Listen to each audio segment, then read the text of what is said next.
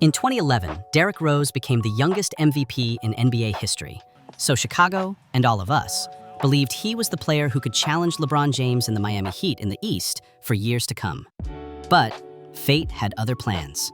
Today, we're exploring an alternate timeline, one where Derrick Rose never tears his ACL. Can one healthy knee rewrite 15 years of NBA history? We'll witness the chain reaction that happens as a result in the league, and whether the Bulls can hang their first banner since the great Michael Jordan. Let's break it down together. In 2012, the Bulls played the Sixers in round 1, and we all know what happened. But let's imagine D. Rose gets subbed out earlier and doesn't experience that awkward landing on his knee. With him healthy, Chicago would beat Philly in 5 games tops, so they face Boston in the next round. It's fair to assume the Bulls win that series too, since it took 7 games for the Celtics to move past the Sixers, with Iggy being the only all-star on that roster. Boston's Big Three was aging, so they'd managed to maybe snatch 2 games away, but no more than that. We get a repeat of the 2011 Eastern Conference Finals, but this time with a more mature and emotionally collected Derrick Rose. Plus, the Heat are under so much pressure considering they lost to Dallas the year before, and another mistake means a total failure of the South Beach project. The Bulls have kept the core of their roster with an addition of Rip Hamilton, who can knock down some big shots as a veteran, and Jimmy Butler, who just got drafted but probably won't get many minutes in the playoffs. Now, the Heat also added Norris Cole and Shane Battier, and they are much more patient with picking their shots compared to last season, where they shot a mediocre 34% from downtown. Since this is such a huge moment for LeBron, Miami takes this series, but not in 5 games like they did last year. This time, the Bulls take 2 more games, forcing Game 7, but that's still not enough. So the 2012 season doesn't change much in terms of the final outcome, as LeBron beats KD in the finals and gets the first title he so desperately desired. However, without D. Rose's injury happening in these playoffs, the future looks completely different for Chicago, as they have a young and talented core to build around. In 2013, D. Rose ends up 3rd in MVP voting. LeBron wins the award again, while Carmelo Anthony is right behind him.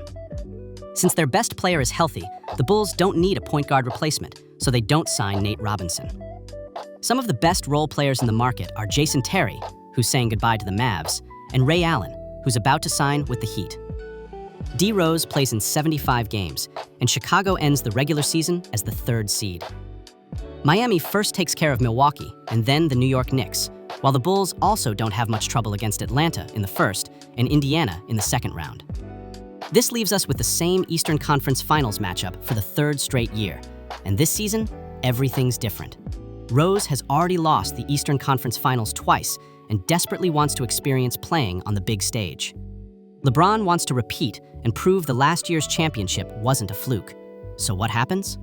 The story reminds us too much of what Pistons and Bulls went through from 1988 to 1990. Michael Jordan was on the rise, but every year he'd fail to break through as he just didn't have enough horsepower to defeat the toughest team in the East. The 2012-13 season gives us another Game 7, with Miami taking the series once again, leaving the Bulls fans and D. Rose utterly disappointed. LeBron wins title number 2 against the Spurs, while the youngest MVP goes back to the drawing board. But here's where the real change begins. D. Rose spends a lot of time in the gym by himself, working on every part of his game. He develops a chemistry with Jimmy, who's now in his 3rd year and can contribute way more in the postseason.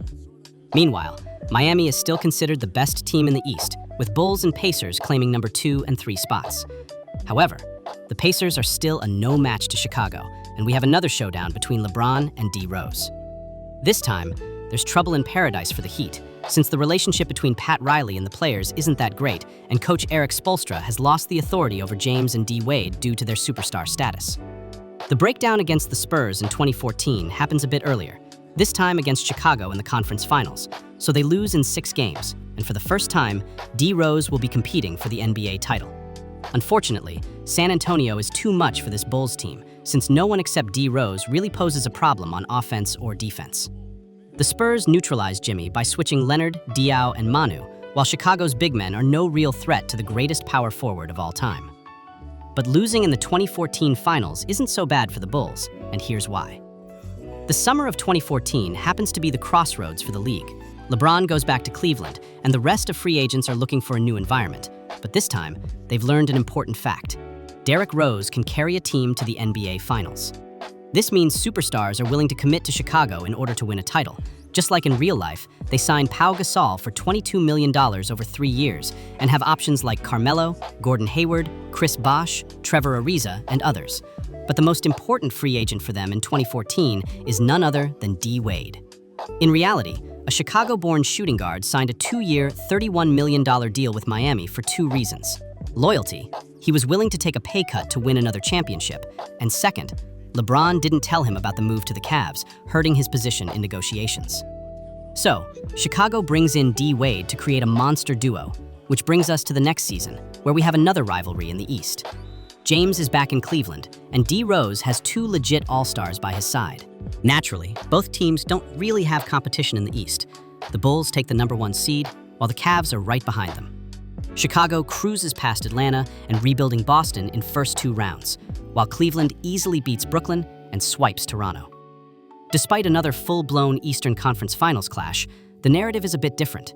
It's not just about D. Rose anymore. The story revolves around LeBron and Wade, and how will this matchup affect their friendship? The media has their hands full, but the series doesn't live up to the hype as D. Wade goes down with an ankle injury in Game 1, completely changing the Bulls' plan and ending their hopes for a title run. The Cavs make a quick work of Chicago and win in 6 games, ready to face the force emerging in the West, the Golden State Warriors. However, this time it's different. Kyrie and Kevin Love stay healthy for the entire finals, so the outcome is different as well. LeBron wins his first title for Cleveland 1 year earlier. After all of that, D. Rose is sick of losing. D. Wade comes back from the injury, Gasol is in good shape, and Jimmy has 1 more year on his contract. If they can have another shot, this is the season to go for it. They sign Danny Green for more 3-point shooting and defense, while Tyson Chandler chooses Chicago over Phoenix in an attempt to win his 2nd ring with a franchise that drafted him. The regular season goes almost the same way as the previous one, but this time, the Bulls meet the Cavs in the semis. The stakes are high, and the reigning champions look tougher than ever. The series are tied at 3-3, and we have another epic Game 7. We know LeBron's history in elimination games, but this time, him pulling off an insane performance won't be enough as he's going against a stacked Bulls roster. For the first time in his career, D. Rose will be playing in the conference finals against someone else than LeBron, and that team is Toronto Raptors, who are no match for Chicago as Noah anchors the defense and Rose tortures them from every spot on the court. Meanwhile, there's another thriller happening on the West Coast. OKC is playing Golden State for the ticket to the finals, and while Game 6 Clay still happens, Durant manages to win the series single-handedly in Game 7, earning a shot at redemption for 2012. Russ against D. Rose is making headlines, while Durant is the sportsbook's favorite to win the finals MVP.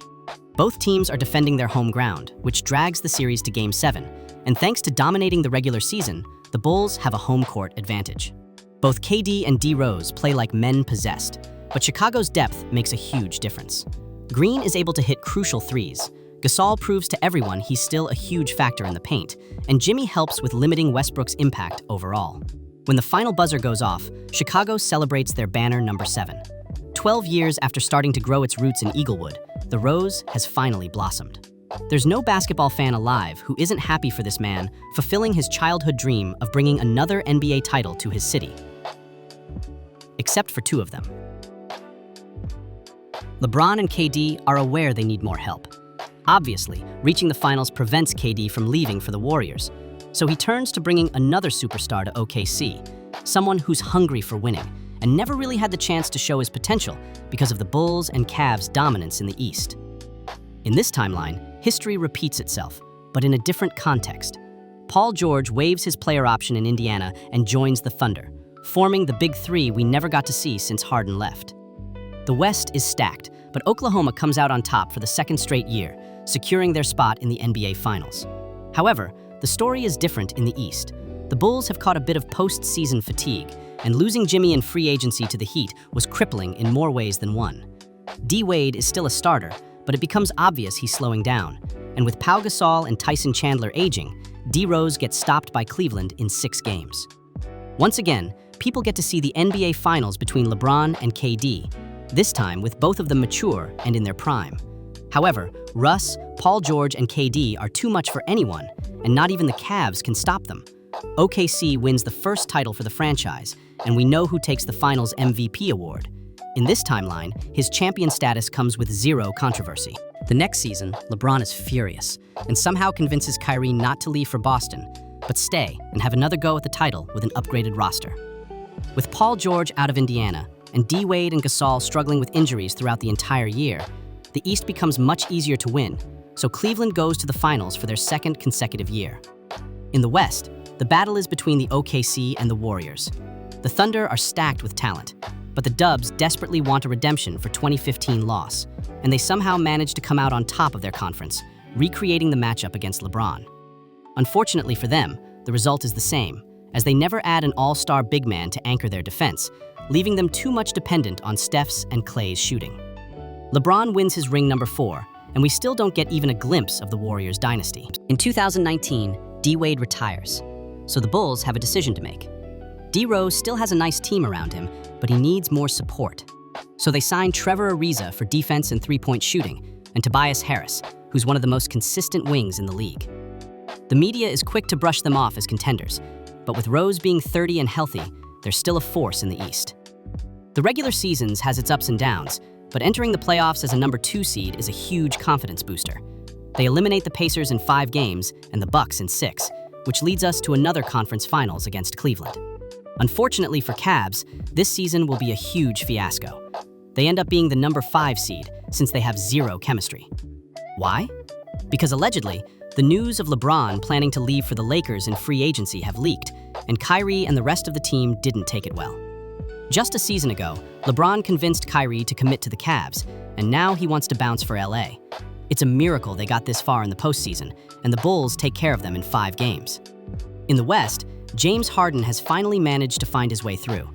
At the beginning of the season, nobody expected a finals between the Bulls and Rockets, but that's why the NBA's motto is, where amazing happens. CP3 and Harden play beautiful basketball, and the only way Chicago can slow them down is by making things ugly. So Noah and Chandler play more physical than ever. D-Rose averages almost 30 every night, but he needs teammates to step up since Houston is double-teaming him as soon as he passes the center line. The series is tied at 2-2, and Game 5 is announced as probably the most important of the season. Right from the start, it's one of those games where it's obvious future Hall of Famers are fighting for their legacy. Until halftime, there's no chance saying who will win this, as they trade buckets like they're baseball cards. Unfortunately, 2 minutes into the third, Chris Paul suffers an injury. His hamstring was strong enough to get him through the conference finals, but it's reached its breaking point after 5 games on the biggest stage. Harden scores 40, trying to get the Rockets over the top, but the Bulls are just too overwhelming, taking the commanding 3-2 lead. CP3 is unable to come back for Game 6, so Chicago changes their game plan. They let Harden cook, while looking to lock down everyone else, and it works. D-Rose wins another ring for the franchise, cementing his status as the legend of the city and securing the spot next to Michael Jordan underneath the arena's ceiling. After the championship, Gasol decides to end his career on a high note and retires. Tyson Chandler joins Portland, announcing it would be his last season, and Danny Green leaves in free agency from Milwaukee Bucks, who are a new rising force in the East. LeBron gets his wish to play with AD, and as a result, Cleveland's roster completely falls apart. But Kyrie doesn't go to Boston since they're developing their young core of Tatum and Brown. Instead, he gets traded to the Clippers, where he'll get the chance to be the team leader. The Bulls don't do pretty much anything significant in free agency, so the main battle in the East ends up being the Bucks versus Raptors. They meet in the semis, and the Bucks eliminate them in 6 games, which means the end of Leonard's tenure with Toronto. Somehow, Jimmy Butler and the Heat sneak their way to the conference finals and manage to make Milwaukee struggle just like they did in real life.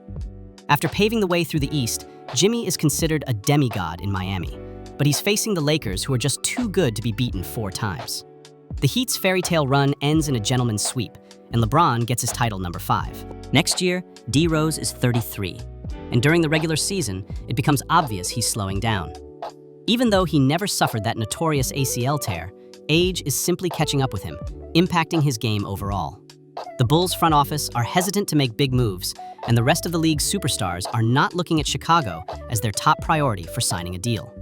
However, the stylistic matchups and some luck push them to the conference finals once again. But this time, they lose to the Bucks, who end up becoming the champions. After that, the best Bulls can do is second round for 2 more seasons, and after suffering a first-round exit in 2024 against New York, D-Rose decides it's time to hang them up. The youngest MVP in the league, 2-time NBA champion, and two-time Finals MVP, 15-time NBA All-Star, and a future Hall of Famer. This is the career D. Rose deserved, and that totally had the chance of being true if it wasn't for that night in 2012. If he stays healthy, the NBA looks completely different today. KD never joins the Warriors, Kyrie's path is nothing like in real life, and LeBron versus Kobe debate is more heated than ever now that they both have 5 rings. Please let me know in the comments what you think of this timeline, and what things would you change about it. Personally, I like this one, because D. Rose has more accolades, 2 rings, and a statue outside the United Center, things he undoubtedly earned. Thank you for watching, guys. If you'd like more stories like this one, feel free to let me know down below. See you in the next one.